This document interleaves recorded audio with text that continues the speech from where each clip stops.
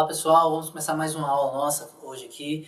Hoje a gente vai falar de hidrostática, da parte de física, e a parte de estática dentro do hidro. Poderia pensar que é água, mas hidro aqui tem sentido de fluido, um sentido mais geral. Então é mais ou menos estudar as condições de equilíbrio dos corpos em líquidos, tá certo? Como é que ficaria essa situação? Então vamos começar. Basicamente, o que trata a hidrostática? A parte da física vai estudar as condições de equilíbrio para que corpos imersos em fluidos em geral. Por exemplo, por que o navio consegue flutuar no mar, né? Sendo que ele é muito mais pesado. Enquanto com a moedinha, por exemplo, você joga uma moedinha no mar, a moedinha afunda. Por que o navio consegue ficar assim? Essa é uma das perguntas que a gente vai tentar responder na aula de hoje também, tá bom? Então vamos lá. Primeiro, a gente tem que dar alguns conceitos básicos para a gente poder adiantar a matéria e aí um conceito ficar formando sobre o outro e até a gente conseguir entender toda essa matéria. O conceito principal que a gente tem que ter é o conceito de pressão, tá? Então vamos colocar aqui, ó. Conceito de pressão. Vamos voltar um pouquinho. Pressão a gente vai definir como sendo força por área. Embora a força seja um vetor, a pressão não vai ser considerada um vetor, ela vai ser considerada um escalar, tá? Porque a forma da gente definir é assim. Então, como é que a gente calcularia a pressão? É a força que você está fazendo numa determinada área. Ou seja, newtons por metro quadrado é uma das unidades de pressão. Outra unidade de pressão, né? A gente vai até colocar aqui. Ela poderia ser newtons por centímetro quadrado. Outra que a gente já conhece, ATM, unidade de pressão. Pascal, unidade de pressão. Bar, unidade de pressão. Libra, unidade de pressão. Então existem várias unidades de pressão, tá? Para o nosso estudo em geral, o mais comum vai ser estudar isso aqui, ó, é o newton por metro quadrado. Esse newton por metro quadrado vai ser chamado de Pascal, tá, gente? Ou simplesmente PA. É a unidade de pressão que a gente vai fazer. Agora, o principal, entender o que é pressão. É a força que você está fazendo em uma determinada área. Então, não é só a força. Você pode fazer a mesma força, dependendo da área, você vai exercer mais ou menos pressão. Maior pressão, você poderia, por exemplo, afundar o pé na lama. Então, qual a diferença? Exemplo aqui, dois exemplos bem simples para a gente poder entender. Né? Você tem um tênis, ele tem um soladinho aqui. A força que você faz no chão seria o seu peso, tá? Então você está fazendo um pesozinho aqui. Se a área de contato que está aqui embaixo do tênis, ela se modificar de alguma maneira, se ao invés de você exercer o seu peso aqui, nessa área total que você está vendo, mas ficar apenas aqui, ó, na ponta do pé, vamos colocar aqui assim, só nessa areazinha de contato, diminuindo a areazinha, o seu peso está aqui, quando você diminui a área, a pressão aumenta, então você acaba afundando mais facilmente na terra. Ou doendo mais, né? Então eu posso fazer, por exemplo, uma força aqui com a minha mão no meu peito, mas se eu fizer a mesma força usando só o dedo, a pessoa já sente essa dor meio localizada. Então a pressão é uma força localizada, tá? Essa força localizada é o que a gente vai usar, por exemplo, para construir pneus de carro mais eficiente, alguns equipamentos para andar na neve, por exemplo. Então a gente tem que pensar que pressão depende muito da área de contato, ok? Então, outro conceito importante, conceito de densidade. Para um corpo de massa M e volume V, a gente vai definir a densidade, como sendo a massa pelo volume do corpo. Isso aqui é o conceito de densidade do corpo. É pegar a massa pelo volume, ou seja, massa em quilos, ou em gramas, ou outra unidade de massa, toneladas, tal, dividido pela unidade de volume, ou seja, pode ser metro cúbico, centímetro cúbico, pode ser por litro, tá? Então existe quilogramas por metro cúbico, quilogramas por litro. Isso aqui são unidades de densidade no sistema internacional. Então, no SI, o mais usado é o quilograma por metro cúbico, ok? É o que a gente vai trabalhar mais, mas a gente frequentemente vai ter que fazer essas alterações. Então, primeira coisa, entender como é que a gente muda de metro cúbico para centímetro cúbico para litro. Isso aqui tem que ficar bem claro, tá? Então, um jeito mais simples. O que é um metro cúbico? Um metro cúbico, gente, é uma caixa que tem 1 metro por 1 metro por 1 metro. O espaço que ela ocupa é o que a gente chama de volume dela. Então, o volume dela é 1 vezes 1 vezes 1, ou 1 metro cúbico. Esse é o volume dessa caixa. Mas a mesma caixa poderia ser dada em outras unidades. Por exemplo, o que é 1 metro? né? 1 metro são 100 centímetros por 100 centímetros por 100 centímetros. Então, 100 vezes 100 vezes 100 vai dar 10 a sexta centímetros cúbicos. Centímetro vezes centímetro vezes centímetro. Então, a mesma caixa ou é 1 metro cúbico ou é 10 a sexta centímetros cúbicos. Ou seja, eu posso dizer que 1 metro cúbico é a mesma coisa de 1 milhão de centímetros cúbicos. Isso a gente vai precisar quando a gente vai fazer a alteração ou mudança na conversão de unidades. Tá? Saber que 1 metro cúbico tem 10 a sexta centímetros cúbicos e não 1000 centímetros cúbicos. Isso quer dizer o seguinte, o que é 1 metro cúbico? 1 metro por 1 metro por 1 metro é a nossa caixa d'água em casa. Tá?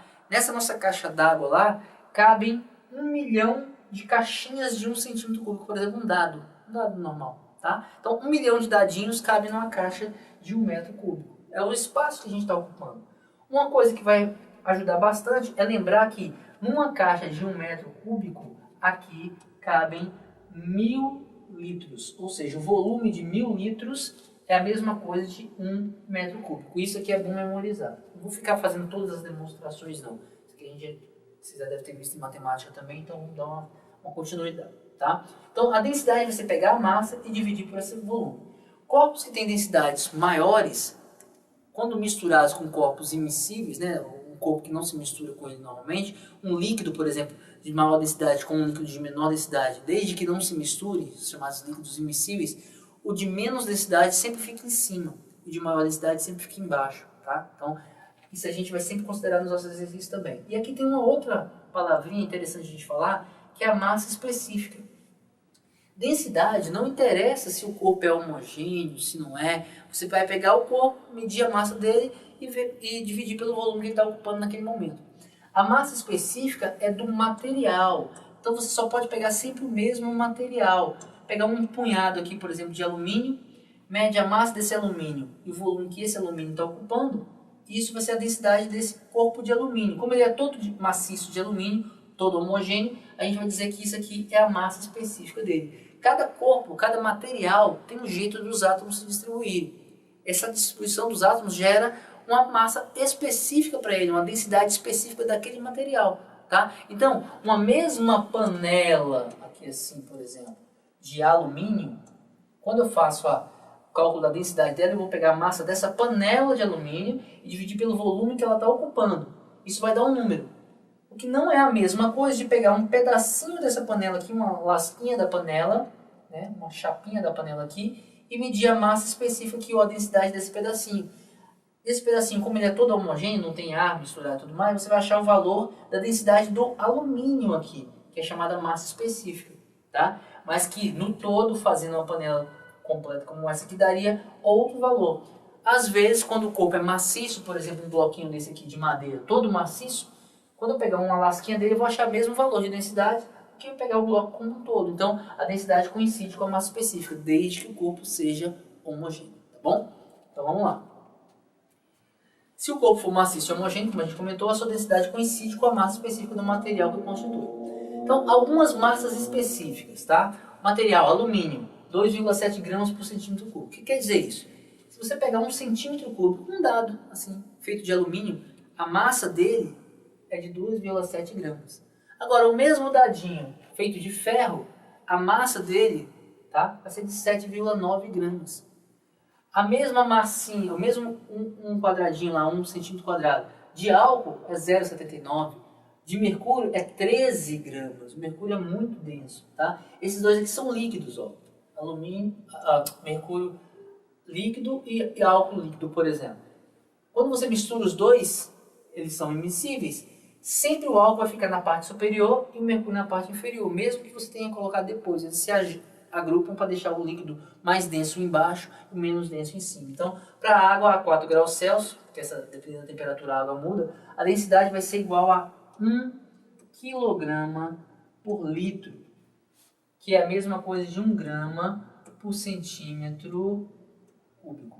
Isso aqui é sempre importante a gente saber, a densidade da água pura, tá?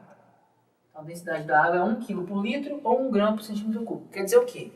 Que 1 litro de água pesam na sua mão ali, tem uma massa de 1 kg. Bom? A gente vai sempre trabalhar com esses valores.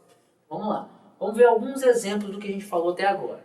Então, uma força de intensidade 2 newtons é aplicada perpendicularmente a uma superfície por meio de um pino de 1 milímetro quadrado de área. Então, ó, tá aqui a bolinha e ela está fazendo uma força dela em cima dessa areazinha do pino aqui, ó. Tá bom? Determinar a pressão que o pino vai exercer sobre a superfície em newtons por metro quadrado. Ou você calcula aqui, ou vamos pensar no pino como um todo. Qual a pressão que esse pininho está fazendo aqui na grama? Vamos pensar assim, tá? Então é o pino na grama. Pressão é força por área. A força que o pino está fazendo aqui embaixo, ó, que força é essa? É o peso dele. Então aqui no lugar da força eu coloco o peso do pino. E qual é a área da superfície do pino aqui? 1 milímetro de área, então vamos botar aqui também. Então quando a gente substituir, a força de intensidade 2 newtons, que era o peso do pino, já me deu prontinho. E a área do pino, 1 milímetro quadrado. 1 milímetro quadrado. Qual é então a pressão que ele está fazendo? A pressão aqui está dando 2 newtons por milímetro quadrado. Pronto. Terminaria o exercício aí.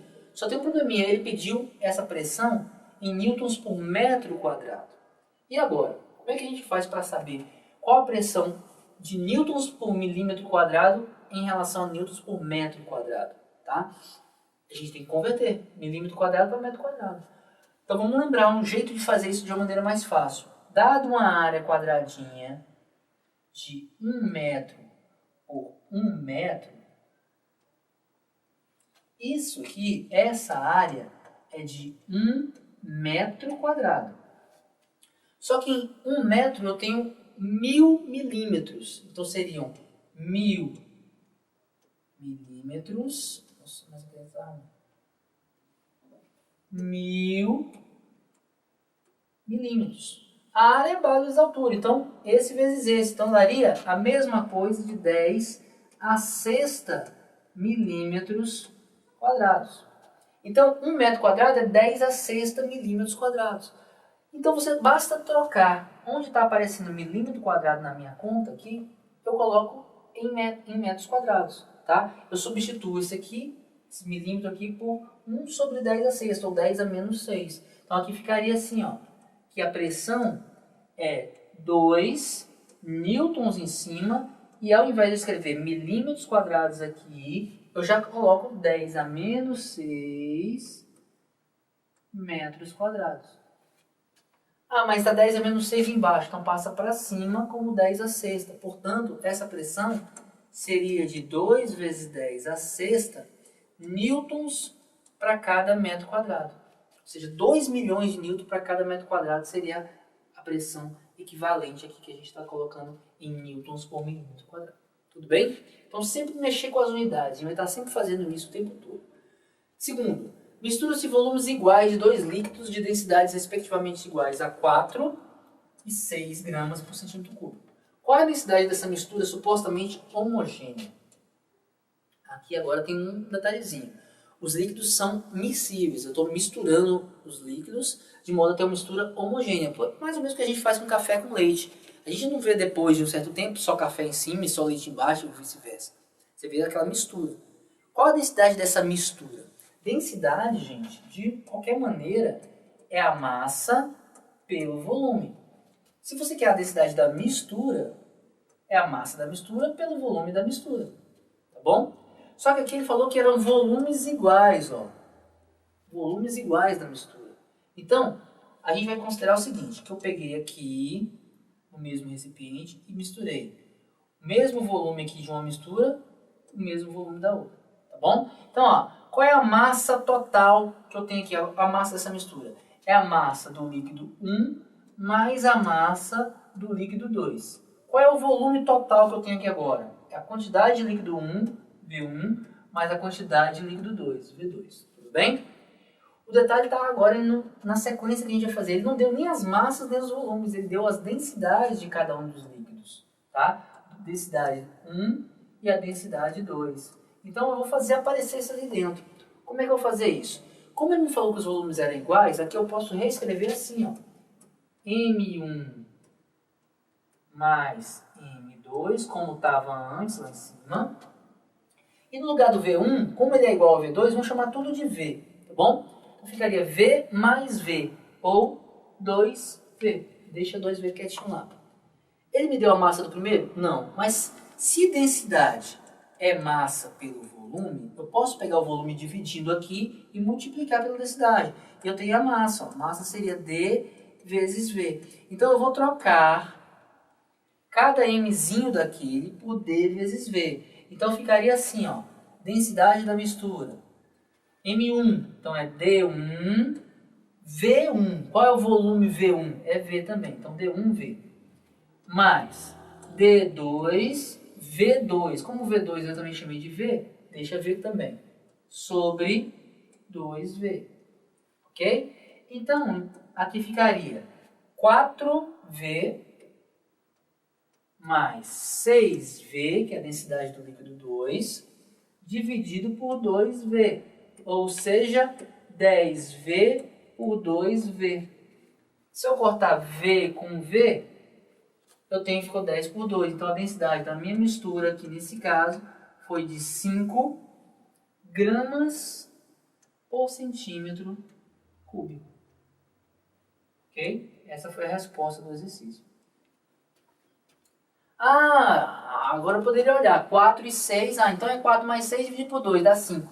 Nem sempre, tá? Aqui porque ele falou que foram volumes iguais, mas quando o volume não for igual? Não é só média aritmética não que a gente faz, tá? Isso modifica. Se fossem massas iguais, a resposta já dava diferente. O jeito de fazer é o mesmo, mas a resposta dava diferente, tudo bem?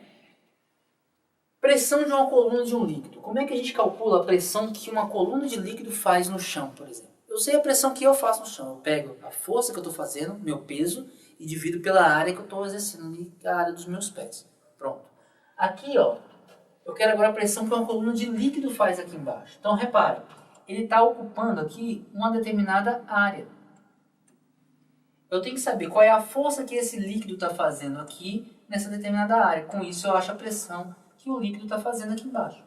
Tá bom? Então a gente vai calcular. Como é que a gente faz isso? Essa pressão, vamos chamar de Pzinho minúsculo, vai ser a força do líquido dividido pela área que ele está exercendo.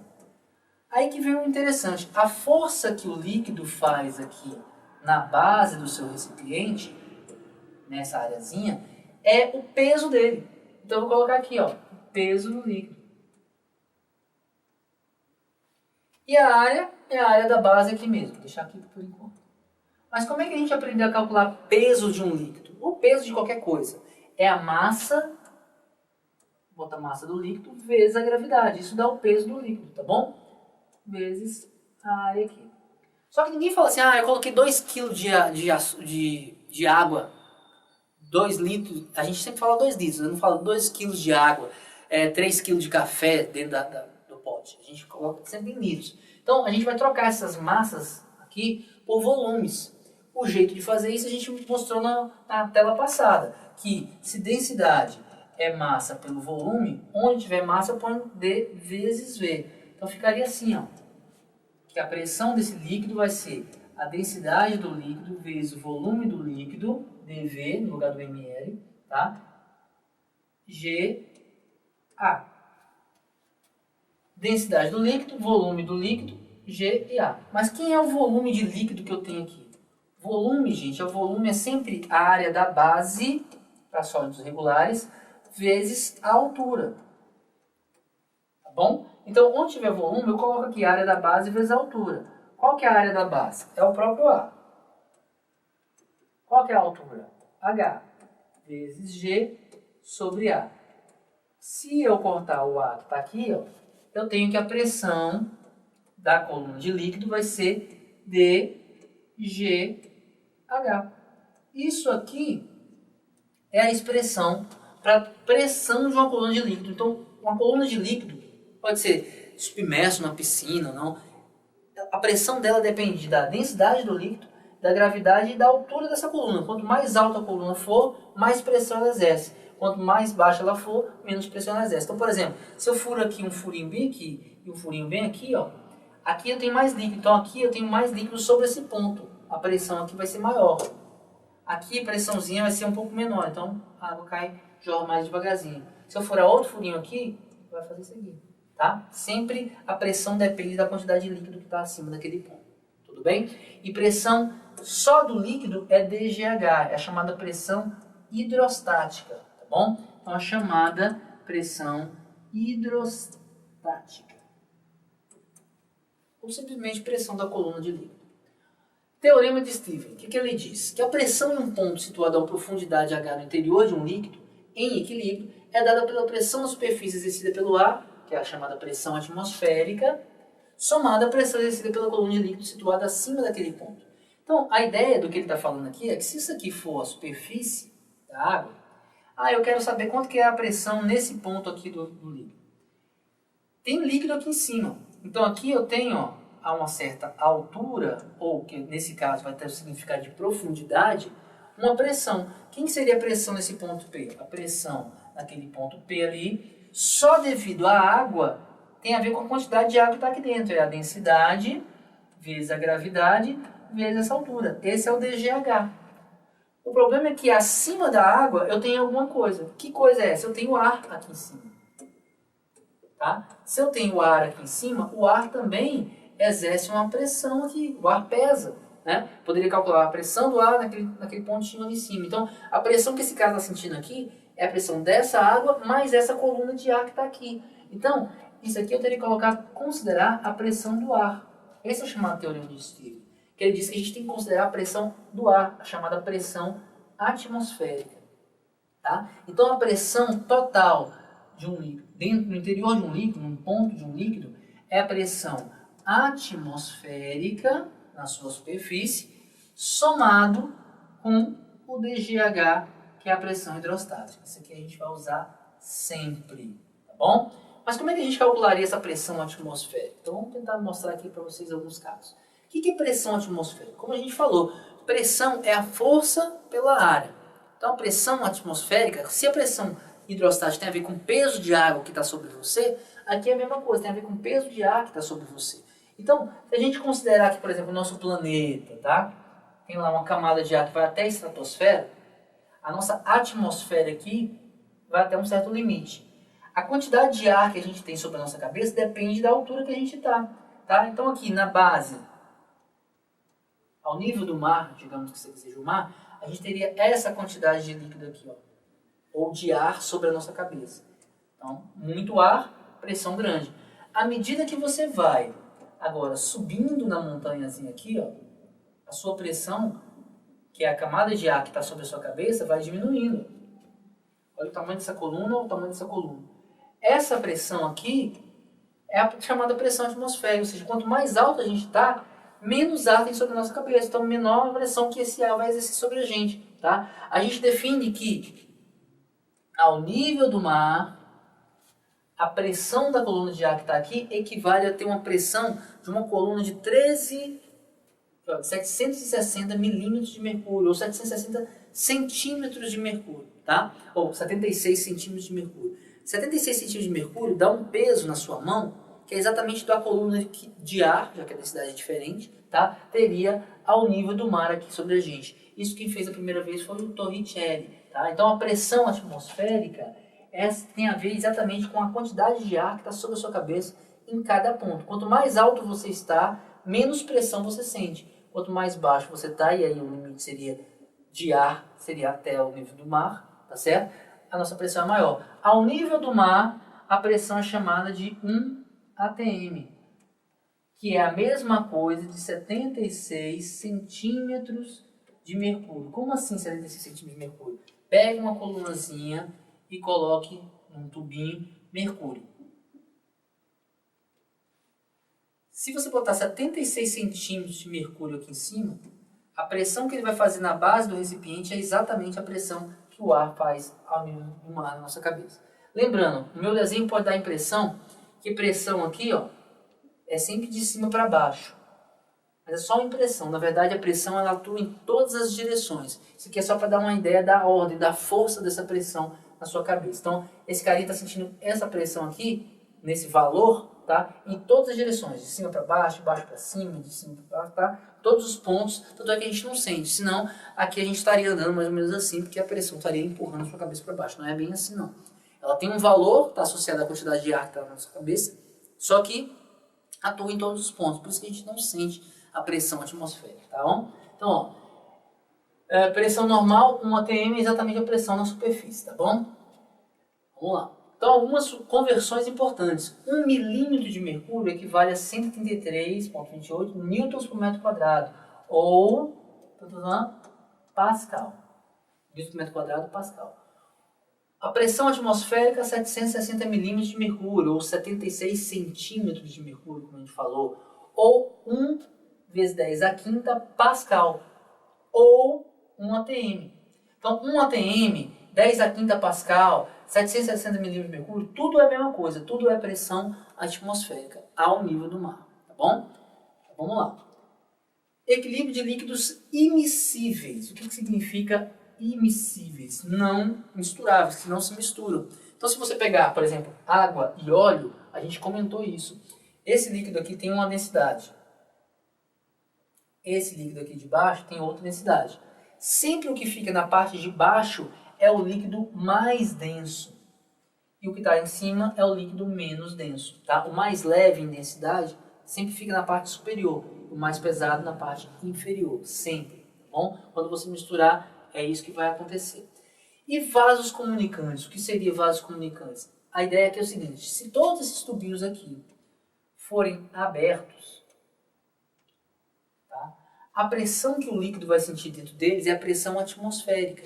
Então, o que acontece é, dentro de um líquido homogêneo, numa piscina, numa bacia de água e tudo mais, a pressão em cada ponto aqui depende da pressão atmosférica mais a pressão da coluna de líquido que tiver sobre você. Como a pressão atmosférica ao nível aqui é sempre a mesma em todos os pontos, depende da altitude que você está. Se você está, por exemplo, aqui em Brasília, onde a gente está aqui agora, tá? Existe uma certa altitude. A pressão é mais ou menos uniforme nessa altitude. Então a pressão aqui em todos os pontos seria a mesma. No líquido, a mesma coisa. Então o que acontece? Em pontos aqui que estivessem a mesma profundidade, a pressão seria a mesma. Então a gente sempre vai guardar isso. Dentro do mesmo líquido, no mesmo nível horizontal, as pressões são sempre as mesmas. Mesmo líquido, mesmo nível. Pressão é sempre a mesma. A pressão total vai ser a mesma. Então, como esses tubinhos estão abertos, a pressão atmosférica aqui, dentro delas, de ar aqui dentro, vai ser a mesma. Como é o mesmo líquido, em qualquer nível que você pegue aqui, em cada ponto desse, se tiver no mesmo nível de altura ou de profundidade, quantidade de líquido que tiver aqui em cima, obrigatoriamente as pressões aqui têm que ser as mesmas. Então, num sistema de vasos comunicantes, o nível vai ser sempre o mesmo, já que a pressão atmosférica é sempre a mesma, tá? Eu fiz um pouquinho todo, então, tá todo mundo aberto? Eles vão parar aqui. Um pedreiro, por exemplo, utiliza esse sistema aqui para alinhar uma parede. Ele pega uma mangueira, enche de água. A mangueira vai ficar cheia d'água. Como os dois lados estão abertos, o nível da água aqui vai ter que ser o mesmo de um lado e de outro. Certo? A água que está aqui dentro, assim, ó, tem que estar sempre no mesmo nível. Então eu pego essa mangueira e jogo aqui numa parede que eu acabei de construir. Jogo a mangueira aqui. Tento igualar em um lado da mangueira exatamente a posição onde vai estar a água. O problema é que se eu coloquei ali certinho, no mesmo nível horizontal, a água vai estar do lado de cá. Aí eu percebo que a minha parede está torta. Então o que eu tenho que fazer? Colocar mais cimento aqui para deixar a parede retinha, os dois níveis dos dois lados. Tá certo? Então, mesmo líquido, mesmo nível horizontal, sempre mesma pressão. Esse é o princípio dos vasos comunicantes. Já que eles estão se comunicando, os níveis têm que ser sempre os mesmos, ok? Vamos ver algumas situações interessantes de uma maneira, tudo isso que a gente já comentou, de uma maneira um pouquinho mais como simulação. Olha só, vou colocar aqui na seta e vamos aplicar uma simulação que é lá da universidade lá de Colorado, tá bom? Olha como é que funciona. Você tem aqui uma torneira que você pode encher ou esvaziar esse tanquezinho aqui. Isso aqui é um medidor de pressão, que a gente chama de um barômetro, por exemplo. tá? Ao nível do mar, eu poderia pegar esse barômetro aqui e colocar ele aqui, ó. A gente vai estar medindo a pressão do ar. Pressão aqui em cima, a pressão, ó, que o ar está fazendo aqui sobre essa grama. Vou botar ele aqui, tá bom? Aqui, ó, 101.325. Vamos botar a vírgulazinha. Vamos andar com a vírgula. 1, 2, 3, 4, 5. Ou seja, aproximadamente 1 vezes 10 a quinta Pascal. Ou seja, aqui é a pressão atmosférica. À medida que você pega o seu barômetro e vai descendo, você vai tendo mais ar. Repara que seu medidor vai aumentando. 39, 40, 41, 42. Tá vendo? Essa é a pressão que está nesse ponto aqui. Ela aumenta. À medida que você vai subindo, ela vai diminuindo. Você vai subindo uma montanha, você vai diminuindo. À medida que você vai descendo para lugares cada vez mais baixos, mais ar vai estar sobre a sua cabeça, maior vai ser a sua pressão. Aí o que eu vou fazer? Eu vou medir a pressão aqui agora no fundo desse recipiente. Vamos colocar o nosso medidor aqui. Aqui o que ele está medindo? Ele está medindo a pressão nesse ponto, que é a pressão da coluna de ar que está aqui em cima. Mais ou menos 1 Newton por metro quadrado, né? 1 Pascal, 1 vezes 10 a quinta Pascal, aqui 1 atm, tá? Mais ou menos em torno disso. À medida que eu vou colocando água no nosso sistema, olha o que vai acontecendo com a pressão. Ela vai marcando não só aquele 1 que ela marcava antes, tá? Mas agora com a pressão da água. Um pouquinho de água aqui sobre ele, DGH, eu tenho que somar esse tipo de coisa aqui. A pressão vai aumentando, aumentando, aumentando. Quanto mais água, mais peso fica sobre esse ponto. Então, mais pressão eu tenho. Enchi o tanque todinho. Repara agora, eu vou pegar o mesmo medidor e vou aqui para o ponto mais alto. Olha a pressão que está aqui, ela vai diminuindo. 123, 118. À medida que você sobe, menos água fica sobre esse ponto. Então a pressão vai diminuindo, até que você chega na superfície. E o que você encontra? A pressão atmosférica. Tá certo? Então, a pressão dentro do interior de uma coluna de água desse aqui, ela depende basicamente da quantidade de líquido que você tem. Então, se você pegar um outro medidorzinho, vamos ver se a gente consegue pegar dois medidorzinhos aqui. Um aqui. E colocar no mesmo nível horizontal, vou tentar fazer isso aí.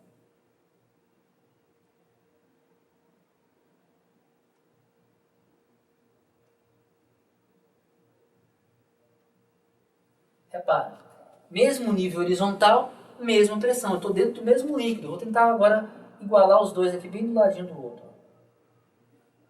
Tá? Que é mais ou menos a mesma coisa. Vou baixar um pouquinho. Difícil fazer isso. Pronto. Mesma coisa. Repara, à medida que eu começo agora a esvaziar o tanque, as duas vão diminuindo igual. Mesmo nível, mesmo líquido, mesma pressão. Sempre, tá? Então, se eles estiverem em posições diferentes, cada uma vai marcar uma pressão diferente. Sempre o mais em cima é onde tem menos água. Menos água, menos DGH, a pressão aqui tem que ser menor do que a pressão aqui. À medida que você afunda, a pressão vai aumentando, tá? Você pode, inclusive, colocar aqui, ó, regras para a gente verificar exatamente isso, esses níveis que a gente está querendo tomar aqui. Tá bom? O que mais que a gente pode fazer aqui agora? Você pode verificar o seguinte também, que a pressão depende de DGH, densidade do líquido. Quando o líquido é mais denso, a pressão aumenta. A pressão medida aqui, por exemplo, vai aumentar. Aqui a gente está mexendo com água. É água, tá? Se eu colocar aqui agora a gasolina, que tem uma densidade menorzinha, se o nosso líquido for gasolina, repare que a pressão diminui. Ó. Diminuindo a densidade do líquido, a pressão vai diminuir. Se eu colocar uma coisa maior, tipo mel, ó, a pressão já aumenta. Então, a pressão naquele ponto depende do DGH. Se por acaso a gravidade ou o planeta que a gente tiver for diferente, por exemplo, em vez da Terra a gente estivesse em Marte, ó, lá a gravidade é menor, então a pressão seria bem menor. Lá em Júpiter a gravidade é muito maior, então a pressão seria muito maior. Imagina uma pessoa aqui sentindo aqui aproximadamente ali 30 vezes mais pressão do que ela sentiria na superfície da Terra, tá bom? Então aqui a gente pode ver isso, questão da pressão com a profundidade. Outra coisa interessante é a gente mostrar essa segunda situação aqui, ó, tá? Vamos tirar os nossos reloginhos de pressão por enquanto e você vai verificar o seguinte. Aquele princípio que a gente comentou dos vasos comunicantes, ó. Aqui pressão atmosférica, aqui pressão atmosférica. Quando você vai colocando água aqui assim, que ele vai enchendo, o nível da água sempre permanece na horizontal. Por quê? Porque se é o mesmo líquido e tem a mesma pressão dos dois lados, o nível vai ter que ser sempre o mesmo. Mesmo líquido, mesmo nível, mesma pressão. Isso é o que a gente pode medir aqui agora. Mesmo líquido, mesmo nível. Olha a pressão que vai estar sendo medida aqui assim. Vou botar aqui certinho, né, gente? Tá aí, mais ou menos a mesma coisa, né? Vou botar um pouquinho mais para cima. Tá aí, ó. Mesmo nível, mesmo líquido, a pressão dos dois lados é a mesma. Tanto faz você pegar nesse ponto, quanto pegar aqui no ponto mais baixo, ó.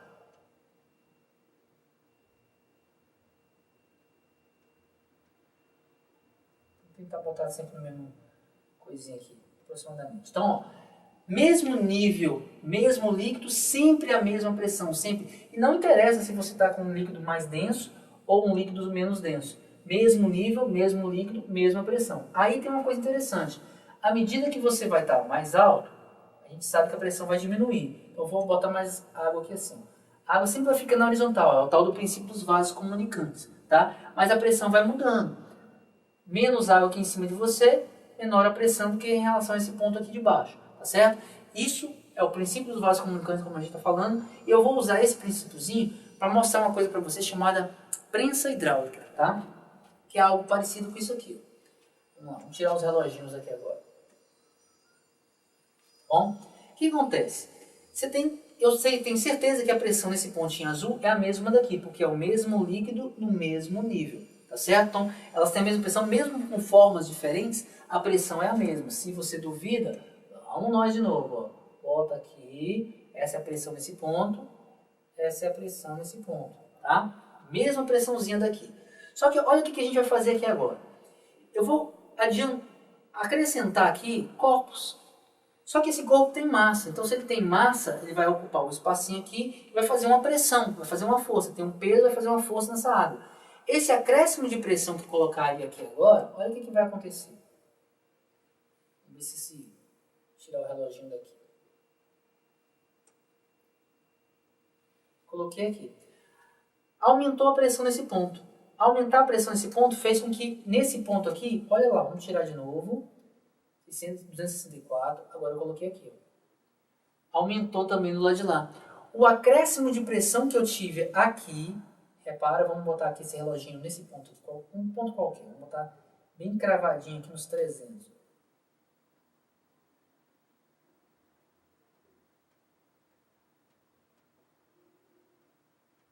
Tem que deixar bem cravadinho aqui, mas tá difícil.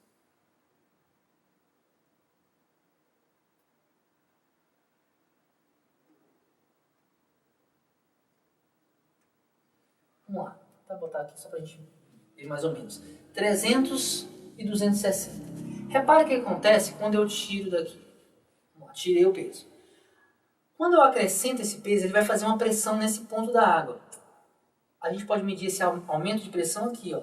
Era de 298 aproximadamente, aumentou para 300. Então aumentou 2.000 aqui. Aqui era 257. Olha para quanto que ele vai. 260. Era 258, né, praticamente, ó. Que era 57.900, 258, que aumentou para 300.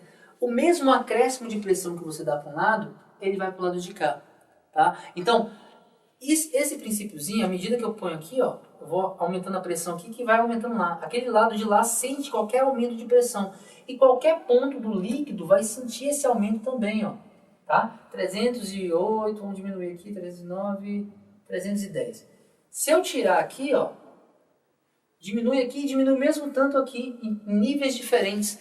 Um aumento de pressão no líquido é distribuído igualmente, uniformemente a todos os pontos do líquido. Então todos os pontos do líquido sentem esse aumento de pressão. E aí que vem a parte interessante. Aqui você tem uma área pequena, aqui você tem uma área maior. Aumentar a pressão na área maior significa dar uma força maior aqui do que aqui. Então você com pouco pezinho aqui, você poderia equilibrá-lo com um peso muito maior do lado de lá. Tá? Então a gente vai mostrar isso aqui agora na sequência da nossa aula. Tá? Então vamos dar essa sequenciazinha aqui. Vamos passar. Então o princípio de Pascal é o que a gente está falando. Você tem aqui uma chamada prensa hidráulica. Você exerce uma forcinha aqui, F1, numa área A1. Força por área é pressão. Então aqui você tem uma pressão que eu vou chamar de PU. Aqui você tem um carro. Esse carro está exercendo uma força muito maior, né? Vamos chamar aqui de P2 ou F2. Vou pensar assim. Tá tá certo? Só que essa área aqui, ó, de contato do líquido também é uma área maior, uma A2. A pressão que está aqui tem que ser a mesma daqui. Se está no mesmo nível, né, e é o mesmo líquido, qualquer aumento de pressão é transferido integralmente a todas as partes. Então, se as pressões P1 e P2 têm que ser iguais, ou qualquer aumento na pressão aqui tem que ser igual ao aumento de pressão do lado de lá, eu tenho que F1 sobre A1 tem sempre que ser igual a F2 sobre A2. Esse aqui é o princípio da prensa hidráulica. Por quê? Porque aqui você tem uma área pequenininha. Sei lá, vamos dar o número 2 para essa área. Se eu fizer uma força aqui de 8 newtons, 8 por 2 dá 4 como resultado. O lado de lá também tem que dar 4 como resultado. Essa conta tem que ser a mesma. Só que a área do lado de lá é muito maior. Digamos que seja 10 vezes maior. Então, em vez de 2, aqui é 20. Então, que número que tem que estar aqui para dividido por 20 dá 4? Tem que estar 80. O que quer dizer isso? Do lado de cá você põe 8 kg de peso. Do lado de lá, 80 kg. Isso aqui fica equilibrado. Tá? Então, na verdade, a proporção em que as áreas são maiores do que as outras faz com que aqui você tenha mais força que a outra. Então, você faz uma forcinha muito pequenininha aqui e aqui você consegue erguer um carro, por exemplo, dependendo da quantidade ou da área que você tiver aqui. Então, memorize isso aqui, ó. F sobre A é a tal da chamada princípio de Pascal ou prensa hidráulica, como a gente está falando. Tá bom? Vamos para o teorema de Arquimedes, que é a última partezinha dessa matéria de hidrostática, que é o seguinte.